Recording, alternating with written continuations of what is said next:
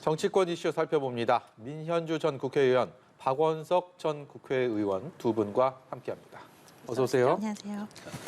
지방선거 일주일 앞으로 다가왔습니다. 이 지방선거 자치단체장만큼이나 관심을 모으고 있는 두 곳의 보궐선거, 그 얘기 좀 해보겠습니다. 여론조사 결과들이 좀 나와서요. 먼저 경기 인천 계양을입니다. 인천 계양을 같은 경우는 민주당에서 이재명 후보 그리고 국민의힘에서 윤형선 후보의 맞대결이 성사가 됐는데 갈수록 관심을 모으고 있습니다. 당초 이 정도까지 국민의힘 후보가 선전할 것이다라는 생각을 하신 분이 많지는 않을 겁니다. 그런데 지금 여론조사 지표들을 보면 여론조사 기관마다 차이는 조금 나지만 오차범위 내에서 각축을 벌이고 있는 그런 지표들이 많이 나오면서 이재명 후보 측에서는 좀 긴장감이 높아지고 있다라는 얘기가 있고 국민의힘은 또 화력을 쏟아붓는 모습입니다. 네. 이 상황들 예상은 하셨습니까?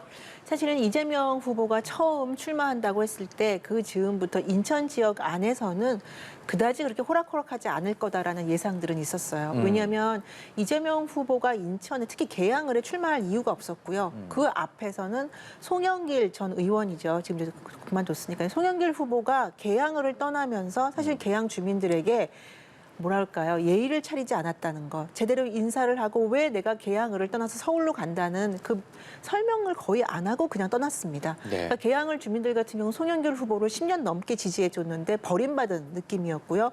그거에 대한 분노 그리고 아무 상관없이 근거 없이 명분 없이 이재명 후보가 와서 쉽게 계양을 접수하려고 한다. 이런 여론들이 있어서 사실은 이재명 후보가 생각보다 언론에서 예상하는 것보다는 쉽지 않을 거다라고 생각을 했는데 아니나 다를까 결과가 지금 그렇게 나오고 있고요. 오늘 말씀하신 결과는 그래도 이재명 후보가 한 2.6% 앞서는 걸로 나왔지만 사실은 지난주 결과까지만 해도 뒤집힌 결과들도 있지 않았습니까? 예. 그리고 이재명 후보의 선거운동 방식도 또 하나가 문제가 되는데요. 이재명 후보가 주민들을 존중하고 주민들에게 다가서는 선거운동보다는 그냥 대선 후보처럼 세무리하는 식으로 쭉 같이 다니는 그런 모습들을 보여서 주민들 입장에서는 글쎄요, 저게 뭐지? 이런 여론들이 좀 있었어요. 그래서 예. 이런 방식들이 누적된 것들이 아마 지금의 결과로 나타난 것이 아닌가 싶습니다. 예. 그런가 하면 성남 분당갑은 역시 대권 후보였던 안철수 후보가 국민의힘 후보로 나섰고 김병관 후보가 민주당에서 나서 있는데 격차가 꽤 납니다. 오차범위 밖으로 형성돼 있는 여론조사들이 사실상 대부분이기 때문에 인천 계양을과는 사뭇 분위기가 다른 것 같습니다. 이 두 곳에 대한 분석을 박원석 의원께도 부탁드립니다. 그 분당갑 같은 경우에는 예상했던 흐름대로 지금 여론조사 추이가 나타나고 있는 것 같습니다. 분당갑은 지난 대선 때도 이재명 후보가 정치적 연고짐에도 불구하고 선거에서 졌던 그런 지역이기도 하고 네. 또 대체로 이제 국민의힘한테 그 해당 지역의 정치 지형이 유리하다 이렇게 평가받는데요. 그런데다가 이제 두 후보의 체급 차이가 있다 보니까 그 지역에서 김병관 의원이 전에 의원을 지내긴 했지만 그래도 이제 대선 주자인 안철수 후보한테는 열세를 면치 못할 거다 이런 예상을 했는데 그 예상대로 지금 흘러가고 있고요. 근데 예상과 전혀 다르게 지금 나타나고 있는 데가 이제 계양입니다. 그래서 애초에 이제 명분 없는 출마다 이런 비판을 많이 받았는데 그 비판이 부른 역풍이 예상했던 것보다 훨씬 더 강하구나. 근데 이런 게 여론조사 결과를 통해서 드러나고 있는 것 같고요. 저건 이제 이재명 후보의 그 명분 없는 출마에 대한 거부감이기도 하지만 앞서 민 의원님 말씀하셨듯이 해당 지역에서 5선을 지낸 송영길 의원이 정말 뒤도 안 돌아보고 이 서울시장 후보로 그것도 현직 의원을 사퇴하면서까지 출마한 것에 대한 우리 계양 주민들의 서운함이 크게 이번 선거에 좀 투영돼 있는 게 아닌가 싶고요. 저도 캠페인 방식의 문제를 좀 지적하지 않을 수 없는데요. 일단 총괄 상임 선대위원장이기 때문에 지금 지방선거에 전국 지원 유세를 전 할 수는 있다고 생각합니다. 그러나 이제 계양 상황이 이렇게 녹록치 않으면 앞으로는 이제 전국 지원 유세나 수도권 지원 유세 거의 불가능한 게 아닌가. 어떻게 보면 선거 초반에 너무 이재명 후보가 그 계양을 지역의 보궐선거를 쉽게 봤다. 이런 생각이 하나 들고요. 또 한 가지는 더 이상 이제 대선 주자가 아닙니다. 지난 대선의 패장으로서 지역구 선거의 정치적 부활을 위해서 출마했는데 해당 지역에서 선거 캠페인을 하는 모습을 보니까 예. 마치 개선 장군처럼 이 선거 캠페인을 하고 있어요. 예. 한 50명씩 이렇게 몰려다니면서 그게 가뜩이나 이번 선거에 명분이 취약한 것과 더불어서 지역 주민들한테 그렇게 좋은 인상을 주지는 못한 것 같아요. 그러니까 이재명 후보가 오늘 이제 일정을 전면 중단하고 아마 캠페인 기조를 바꾸기 위해서 숙고에 들어간 것 같은데 시간이 일주일밖에 남지 않았지만 그렇더라도 가시적으로 뭔가 바뀌려는 노력을 하는 게 저는 필요하다고 보고 예. 이렇게 되면 이제 결과를 열어봐야 아는 이제 그런 상황까지 선거가 간 것 같은데 만약에 이재명 후보가 해당 지역에서 진다면 정치적으로는 굉장히 어려운 처지에 내몰릴 거고 이기더라도 압승이 아닌 뭐 신승을 한다. 구사일생을 한다. 그리고 주변 선거에 영향을 못 준다. 이런 결과가 나와도 당내에서 이재명 후보의 기반 같은 것들이 상당히 도전받게 되지 않을까 이렇게 생각합니다. 예. 예, 말씀해주신 것처럼 이재명 후보가 오늘 예정됐던 오전 일정을 전면 취소를 했습니다. 뭐 최근 지지율 답보 상황에 따라서 이제 전략 수정 작업에 들어갔다라는 관측이 가장 우세한데 앞서 두 분 다 캠페인 방식의 문제를 지적해주셨거든요. 어떻게 좀 변화해야 된다라고 보십니까?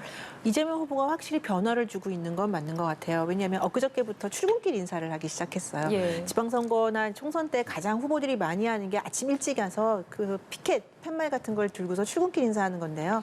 처음에 개항을에 출마한다고 하면서 이재명 후보 출근길 인사 같은 거 안 했거든요. 그러니까 나를 누가 모르겠느냐. 이제 인지도가 높은 인지도를 믿고 제가 보기에는 그냥 세몰이식 보여주기식 그냥 선거운동을 했고 다른 지역 선거운동 지원 유세를 많이 했어요. 네. 그랬는데 며칠 전부터 이제 출근길 인사를 하기 시작했다는 것 자체가 혼자 서서 그러니까 주민들에게 더 깊숙이 들어가기 위한 선거운동 방식을 전환한 것 같고요. 그래서 이제 본격적인 사실은 경쟁은 지금부터 아닌가라는 생각이 듭니다. 윤영선 후보는 지난 두 번의 총선 그 지역에서 개항을 지어서 출마를 했던 후보기도 하고요. 그래서 이제부터 본격적으로 정책 선거, 그다음에 지역 주민의 일꾼 선거는 돌입된 거 아닌가 싶습니다. 예. 경기도는요, 최대 격전지다라는 얘기를 꽤 오랜 시간 동안 하고 있는데, 그런 평가들에 걸맞게 역시 여론조사 결과들을 보면 어느 한 곳이 우위를 점했다고 하기는 쉽지 않은 상황입니다. 거기에다가 변수도 아직 남아있는 상황이고요. 경기도 상황 예측하기 지금 어려운 상황입니다. 어떻게 보고 계시는지 궁금합니다. 네, 계속 지금 여론조사 결과가 엎치락뒤치락 하기 때문에 정말 아주 초경합 상황인 것만은 분명한 것 같고요. 내일부터 이제 여론조사 공표가 금지되기 때문에 네. 이 공표 금지 기간 일주일 동안의 여론 추이가 어떻게 흘러가는가 이게 굉장히 중요할 것 같은데 지금 이제 변수로 한 가지 남아 있는 게 사전 투표가 이제 모레부터 들어가는데 강용석 후보가 과연 완주할 것인가. 이미 저는 단일화의 시효는 끝난 것 같고 국민의힘 내부에서도 단일화 같은 방식은 정치적 부담을 굉장히 크게 느끼는 것 같아요. 자칫 중도층의 민심 이반을 부를 수 있기 때문에 그래서 단일화가 아니라 강용석 후보가 좀 알아서 정리해줬으면 하는 이제 심리가 있는 것 같아요. 근데 강용석 후보 같은 경우에 조건을 내걸고 단일화 제안을 했는데 그게 하나도 수용이 안 된 상황에서 과연 이제 조건 없이 스스로 물러날 건가? 요게 하나의 이제 관측 포인트고 만약 강용석 후보가 조건 없이 물러난다면 아무래도 김은혜 후보한테 조금은 더 유리한 상황이 전개될 텐데 그건 좀 지켜봐야 될 것 같고요. 그리고 지금 선거 막판에 이제 쟁점이 하나 생겼습니다. 하나는 KT 채용과 관련해서 김은혜 후보가 추천을 했고 사실상 채용에 관여했다. 이게 이제 쟁점으로 부각이 됐는데 김은혜 후보의 해명을 들어봐도 사실 잘 해명은 안 됩니다. 왜냐하면 어쨌든 추천한 것만큼은 사실이고 최종적으로 불합격했다 하더라도 그 추천으로 인해서 1차 합격하는 결과가 나왔잖아요. 그 점에 대해서 김은혜 후보의 해명이 그렇게 아주 클리어하지는 않아요. 그래서 김동연 후보 쪽에서는 막판 쟁점으로 이게 이제 공정과 상식의 문제이기 때문에 이 문제를 집요하게 제기하지 않을까 예상이 되고 그리고 김은혜 후보 쪽에서는 아무래도 이제 이재명 후보의 이미지와 김동연 후보의 이미지를 묶으려고 하는 예. 이제 그런 어떤 그 시도들이 얼마 전에 뭐 후원금 관련해서 이제 조폭이 후원을 했다. 근데 들여다보면 그 후원금 합법적으로 진행이 된 거기 때문에 후원금 자체를 문제 삼을 건 못 되는데 그런 이 쟁점을 제기하는 이유는 이재명 후보의 이미지를 더 씌워서 이제 그 김동연 후보가 갖고 있는 확장성이나 이런 걸 좀 막으려고 하는 게 아닌가. 그런 사이에서 과연 이제 여론이 어떻게 움직일까. 이게 이제 막판 쟁점이 되지 않을까 싶습니다. 예, 박 의원께서도 언급하셨던 이 단일화 관련해서 국민의힘 내부에서는 좀 어떤 생각을 하고 있는지 그 목소리를 듣고요. 민희 의원께도 질문을 드리도록 하겠습니다. 저희들은 처음부터 단일화라는 용어를 쓰지도 않았고요. 예. 뭐 저희들이 단일화하자고 얘기하지도 않았고 단일화 얘기는 강용수 후보 측에서 먼저 제시했던 네네. 그런 그 어젠다인데요. 저희들은 후보 단일화라고 말씀드리지는 않았고 어떻든 이번의 경우에는 경기도지사 선거가 매우 중요하고 그래서 민주당 정권에 대한 심판이 필요한 시점이니 보수표가 흩어지지 않도록 하는 차원에서 강용수 후보가 어떤 그 판단이 좀 하실 때가 된 것이 아니냐 그런 생각을 가지고 있는데 뭐 저희 당 소속이 아니다 보니까 이래라 저래라 할 수는 없는 일이어서 예, 앞서 보신 것처럼 두 후보 간의 지금 접전 양상 와중에 강용석 후보의 지지율이 꾸준하게 한 자릿수입니다. 하지만 꾸준합니다. 그 부분이 이제 집중이 될 필요한데 앞서서 박 전 의원께서는 단일화 시효가 끝났다라고 했습니다. 그 부분에 대해서 어떻게 생각하시는지도 궁금하고 만약에 단일화가 이루어진다고 한다면 사전투표 전에 이루어지는 게 가장 좋지 않겠습니까? 어떻게 전망하십니까? 그렇죠. 단일화가 된다면 사전투표 전에 이루어지는 게 가장 바람직한 건데요. 지금 상황에서는 강용석 후보와의 단일화에 그렇게 신경 쓸 필요는 없지 않을까라는 생각이 들어요. 지금 김은혜 후보가 사실 지방선거 이제 시작 초반이죠. 초반에는 김동연 후보에게 조금 밀리는 걸로 나왔다가 최근에는 초박빙 상태로 나오고 있는데요. 그 가장 큰 이유가 저는 경기도민들이 가장 어려워하는 교통과 주택 문제를 누가 해결해 줄 것이냐. 예. 김은혜 후보와 김동연 후보 두 후보 중에 누가 이걸 잘 해결하냐 볼 때 김은혜 후보가 더 잘 해결하지 않을까라는 쪽으로 지금 민심이 돌아선다고 봐요. 그러니까 그게 다른 게 아니라 중앙정부 윤석열 대통령이 취임한 이후에 중앙정부와 누가 더 호흡을 맞춰서 경기도의 발전을 이끌 것이냐. 특히 서울과의 교통, 서울과의 연계된 주택 문제에서는 당연히 집권 여당의 후보가 더 힘을 받을 것이다라는 그런 기대 심리가 좀 반영됐다고 보고요. 이런 측면에서 강용석 후보를 지금은 지지하는 분들이라도 결국에 투표장에 가면 집권 여당이나 김은혜 후보에게 몰리지 않을까. 그리고 김동연 후보는 사실 김은혜 후보에 비해서 장점으로 되는 건 국정 경험입니다. 국정 운영 경험이 있다는 건데요.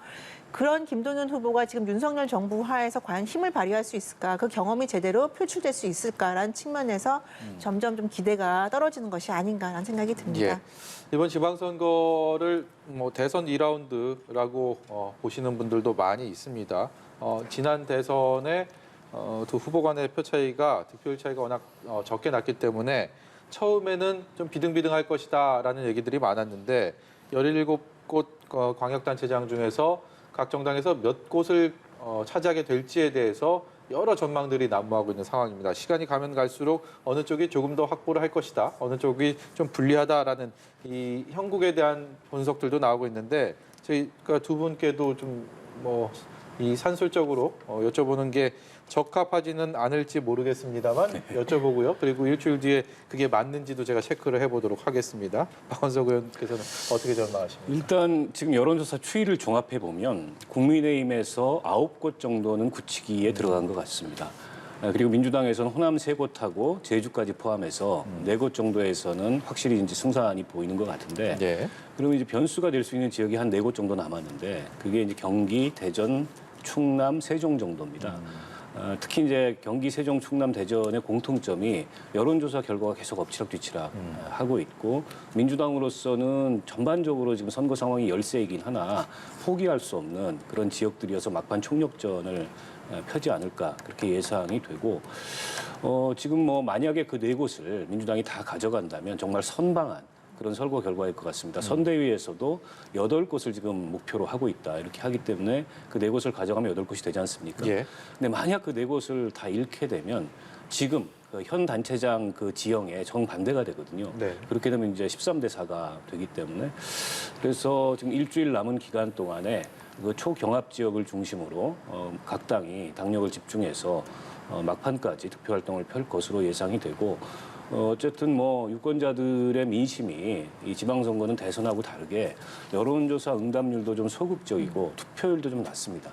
그래서 여론조사 결과만 가지고서 예측하기에는 조금 좀 어려운 측면이 있어요. 끝까지 한번 지켜봐야 될 것 같습니다. 예. 민 의원께서는 어떻게 전망하십니까? 일단 지금 국민의힘 지지율은 상당 부분 올라올 수 있는 만큼 올라온 것이 아닌가라는 생각이 들고요. 결국 이제 민주당의 대선 때 그 집결이 어느 예. 정도 지방선거에서 나타나느냐, 그것이 지방선거 말씀하신 9곳 플러스 얼마나 더 저희가 국민의힘이 이길 수 있느냐에 결정이 될 것 같고요.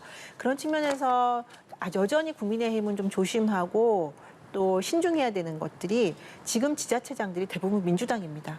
예, 대구, 경북, 뭐 부산, 경남, 텃밭을 제외하고는 다 민주당이 지금 지자체장을 갖고 있기 때문에 조직력이라는 걸 무시할 수 없거든요. 네. 그리고 대선이나 총선에 비해서 지방선거는 아무래도 투표율이 떨어집니다. 이런 측면에서 봤을 때 지금 물론 9곳에서 사실은 저희가 10곳, 11곳까지는 국민의힘이 우세다라고 점칠 수는 있지만 예. 그래도 막판까지 민주당 세력이 얼마나 집결하는지 그리고 조직 동원이 얼만큼 효과적으로 될 것인지에 따라서 조금 판세는 정해지지 않을까 싶습니다. 예, 이처럼 여야에겐 한시가 급한 선거 국면인데 현재 민주당의 상황은 자중질환입니다. 박지원 상임선거대책위원장이 대국민 호소를 했는데 이를 두고 민주당 내부에서 목소리가 엇갈리고 있습니다. 박지원 위원장의 목소리 직접 듣고 오시겠습니다. 국민이 우리 민주당을 어떻게 보실지 걱정이 됐습니다. 국민의 신뢰를 회복하기 위해서라도 586 정치인의 용퇴를 논의해야 합니다. 대선 때 이선 후퇴를 하겠다는 선언이 있었습니다. 그런데 지금 은퇴를 밝힌 분은 김부겸 전 총리님, 김영춘 전 장관님, 최재성 전 의원님 정도밖에 없습니다. 선거에 졌다고 약속이 달라질 수는 없습니다. 그런 의미에서 제가 어제 문제 제기를 한 것입니다. 예, 어제 윤호중 위원장, 박지원 위원장 발언과 관련해서 지도부 내 사전 협의가 없었다면서 개인 차원의 입장 발표다 이렇게 좀 의미를 축소를 했습니다. 그러자마자 박지원 위원장 반격에 나섰습니다. 586 정치인의 용퇴 그리고 팬덤 정치 결별 이렇게 강조를 했는데 실제로 박 위원장의 발언 이후 선대위 지도부 내에서 뭐 고성이 오갔다 뭐 이런 이야기들이 또 전해지기도 해서요. 아무래도 이제 당내 공감대가 좀 부족했던 것 같아요. 그러니까 박지원 위원장의 얘기를 들어보면 당 지도부하고 전혀 공유를 안 한 건 아니고 본인의 문제의식을 피력하고 선거 전에 이런 내용의 대국민 사과 혹은 이제 성찰과 쇄신의 다짐 이런 것들이 필요하지 않느냐. 원론적으로 지도부에서 공감을 했으나 정치권에서 원론적으로 공감한다는 얘기는 네. 그걸 이제 이 밖으로 외화하는 방식에 대해서는 상당한 이견이 있다는 거거든요. 근데 이제 박지원 위원장이 정작 어제 기자회견을 잡고 기자회견을 한 것은 약간 이제 이 단독 플레이를 한 것 같아요. 그에 대해서 지도부 내의 이견이 즉각적으로 표출이 됐고, 그런데 저는 방식이 좀 거친 걸 제외한다면 민주당 내에서 당연히 나와야 될 목소리가 조금은 좀 늦게 나온 게 아닌가 싶거든요. 그러니까 지금 민주당이 지방선거에서도 굉장히 어려움을 겪는 이유가 지난 대선 이후에 이렇다 할 어떤 이 성찰의 모습도 쇄신의 모습도 보이지 않는다. 이런 이제 국민들의 비판적인 여론이 있는 거지 않습니까? 그러니까 박지원 위원장이 그런 얘기를 한 건데 그걸 이제 같은 공동 비대위원장인 그 윤호중 의원께서 그건 개인의 생각이다 이렇게 일축한 것도 제가 보기엔 과연 이제 적절한 모습이었나 이런 생각이 들고, 근데 선거가 지금 일주일밖에 남지 않았기 때문에 지금 어제에 이어서 오늘도 지도부 내에 좀 예. 엇박자가 나고 있는데 이런 모습이 밖으로 더 표출이 된다면 선거 결과에 긍정적인 영향을 미치기가 어렵겠죠. 예. 그래서 어떤 식으로든 지도부 내에서 저런 어떤 박지원 위원장의 뭐 사과, 성찰, 쇄신 이런 문제의식이 적절한 수위에서 소화가 되고 그게 이제 이 국민들에게도 전달이 돼야 될 텐데 좀 지켜봐야 될 것 같습니다. 박지원 위원장의 어제 기자회견이 절차적으로 내용뿐만이 아니라 절차적으로도 좀 문제가 있었다라는 민주당 내부의 비판이 분명히 있었습니다. 여기에 대해서 박지원 위원장이 조금 전에 본인의 SNS에다가 글을 올렸는데 기자회견 전에 윤호중 위원장께 같이 기자회견을 하자고 했고, 그리고 선거전략총괄하는 김민석 총괄본부장에게도 이 기자회견의 취지와 내용을 전하고 상의를 했다.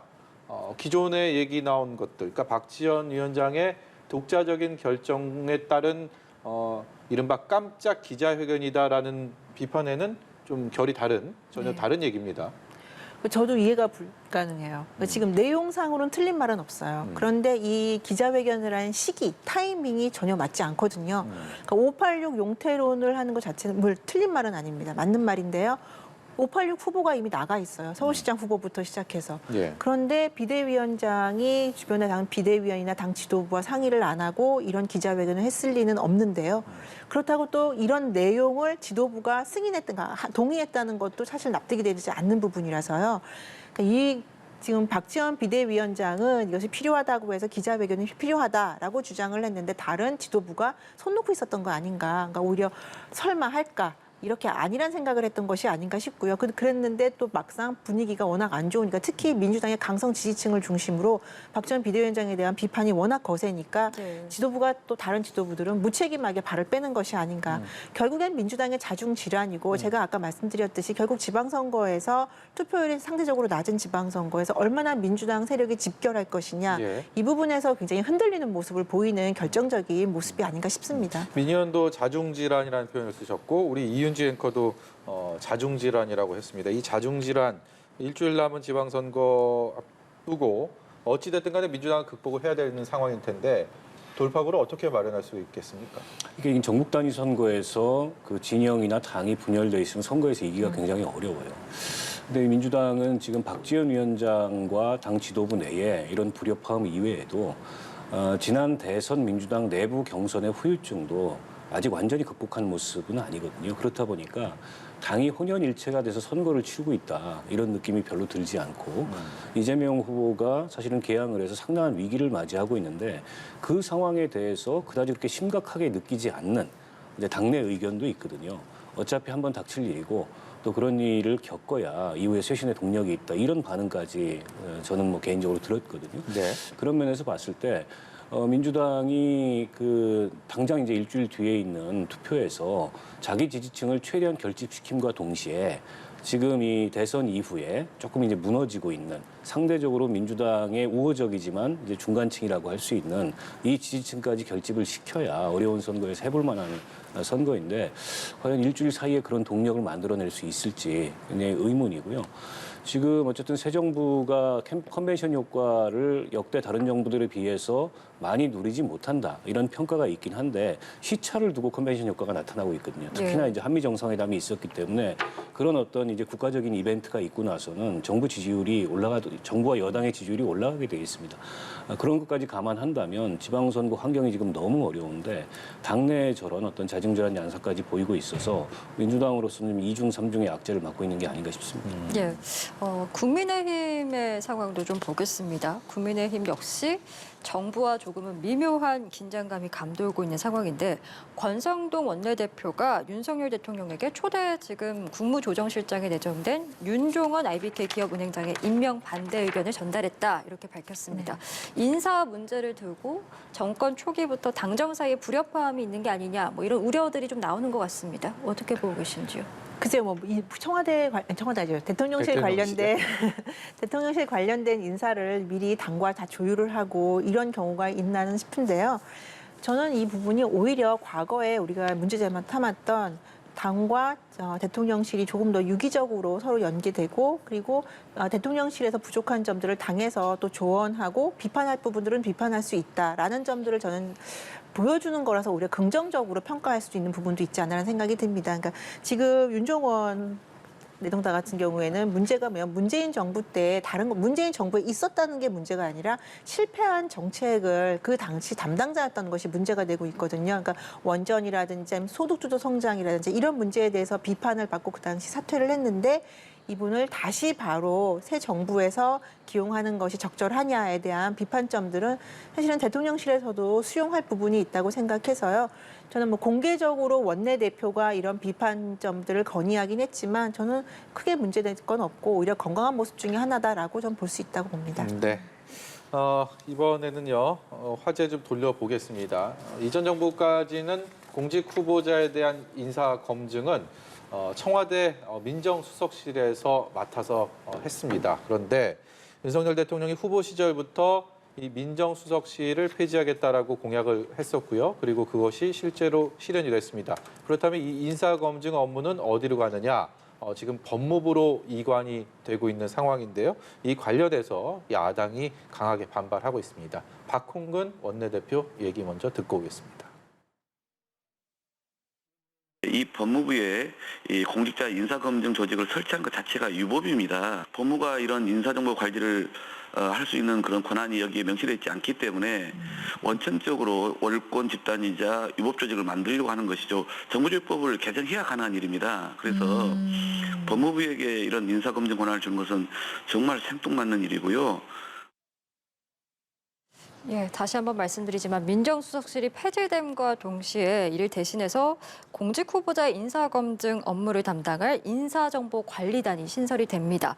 한동훈 법무부 장관이 이제 인사검증 업무까지 맡게 됐으니 그에 대해서 야당이 지금 강하게 반발을 하고 있는데 야권에서는 이제 한동훈 법무부 장관의 권한 집중을 굉장히 우려하는 것 같습니다. 네, 우려스러울 만한 대목이죠. 지금 어쨌든 한동훈 법무부 장관이 검찰의 인사권을 갖지 않습니까? 그런데 그에 이어서 행정부 내 모든 어쨌든 이 공직 인사에 대해서 검증 권한까지 갖는다. 그러면 사실 인사권을 부분적으로 갖는 거나 다름없는데 이렇게 장관 한 명에게 힘이 과도하게 실리는 것, 특히나 이제 윤석열 대통령을 검찰 시절에 최측근으로서 보좌했던 사람에게 힘이 실리는 게 과연 바람직하냐 이런 문제 제기가 하나 있을 수 있고요. 두 번째로는 특정 부처가 다른 모든 부처에 인사검증 권한을 갖는다. 인사정보에 대한 수집 권한을 갖는다라는 것도 어떻게 보면 다른 부처들이 그럼 법무부에 혹은 법무부 장관의 눈치를 보게 될 텐데 그게 부처 간의 어쨌든 균형 또 부처 간의 협업이라는 차원에서 과연 바람직한 시스템이냐 이 문제 제기가 있을 수 있고 세 번째는 위법성 논란이 있습니다. 이번에 저렇게 인사검증 권한을 법무부에 주는 것을 대통령령이나 또 법무부령이나 이런 시행령을 고쳐가지고 지금 하고 있는 건데요. 근데 정부조직법상으로 보면 법무부의 업무와 법무부 장관의 권한은 검찰에 관한 업무, 그리고 출입국 관리에 관한 업무, 행정에 관한 업무, 인권에 관한 업무, 그 밖에 이 법무에 관한 업무 이렇게 돼 있는데 거기 어디에도 인사에 관한 내용이 해당이 되지 않거든요. 근데 과연 이렇게 하위 법령이라고 할 수 있는 대통령령이나 혹은 법무부 시행령을 고쳐가지고 이게 상위법인 이 정부조직법하고 충돌하면서 저렇게 인사검증 권한을 법무부한테 넘길 수 있는 건가에 대해서 이게 약간 법률적인 논란이 나오는데 이 문제를 이제 제대로 해소를 하려면 국회에서 정부조직법을 개정해야 비로소 그런 법률적 논란 없이 이걸 시행할 수 있을 텐데 지금 뭐 국회는 민주당이 다수 의석을 갖고 있기 때문에 법 개정이 불가능하니까 이렇게 시행령으로 우회하는데 여러 가지 논란이 나올 수밖에 없고 특히나 다른 사람이 아닌 법무부 장관이 한동훈 장관이기 때문에 논란이 더 증폭되는 것 같아요. 사실은 윤석열 대통령도 그렇고 한동훈 장관도 그렇고 어떻게 보면 이제 검찰 특수부 출신으로서 검찰 내에 가장 막강한 이 파워 엘리트 그룹의 출신이잖아요. 그렇다 보니까 사실상 법무부 장관의 수사지휘권이 없어도 되고 민정수석실 거의 없어도 되고 그러니까 겉으로는 뭔가를 내려놓는 듯 보이지만은 사실상은 이 한동훈 장관을 중심으로 검찰 정치, 검찰 공화국이라고까지 표현을 하는데 그걸 붙이는 거 아니야 이런 비판이 나올 수밖에 없는 게 지금 청와대에서 인사 추천을 하는 인사기획비서관, 인사비서관도 전부 검찰 출신이에요. 그러니까 당연히 우려할 만한 상황인 것 같습니다. 예, 민 전 의원께서는 어떻게 보십니까? 이 문제의 핵심은 대통령이 검찰 출신이고 그리고 한동훈 법무부 장관이 대통령과 가까운 사이다라는 게 핵심 같아요. 그러니까 지금 법무부의 인사검증단을 만들고 지금 아까 법무부에서 3가지 안을 제시했습니다. 중간보고 생략하고 장관에게는 결과만 보고하겠다. 그다음에 제3의 장소로 물리적인 분리를 하겠고 뭐 차이나 월 같은 걸 세우겠다라고 했고요. 마지막으로 이제 단장으로 비검찰 인사 분야 전문가를 갖다 세우겠다고 했거든요. 그러니까 이 인사검증의 제도화를 갖다 이야기하는 건데 결국은 한동훈 법무부 장관이 영원히 법무부 장관이 될 것이 아니고 사실 대통령이 이제 뭐 5년 이후에 새로운 대통령이 된다 해도 이 제도와 장치가 문제가 있느냐 없느냐가 전 중요하다고 생각을 해요. 그래서 지금 인사 검증이 과거에는 민정수석실 내지는 소수에게 굉장히 집중됐던 한계점들을 극복하고자 하는 그런 노력이고 뭐 어쨌든 장제원 의원이 SNS에도 밝혔지만 법무부 말고 국정원이든 다른 기관으로까지 넓힐 수도 있다. 행안부라든지 그런 노력들이 있다면 저는 이 제도화 차원이라는 문제를 봤을 때는 저는 긍정적인 측면도 있지 않나라는 생각이 들고요. 다만 한동훈 법무부 장관에게 좀 부담이 가는 제도적 장치가 아닌가라는 생각은 듭니다. 예, 알겠습니다. 저희 정치권 이슈들 두 분과 함께 짚어봤습니다. 민현주 전 의원, 박원석 전 의원이었습니다. 오늘 말씀 고맙습니다. 고맙습니다. 감사합니다.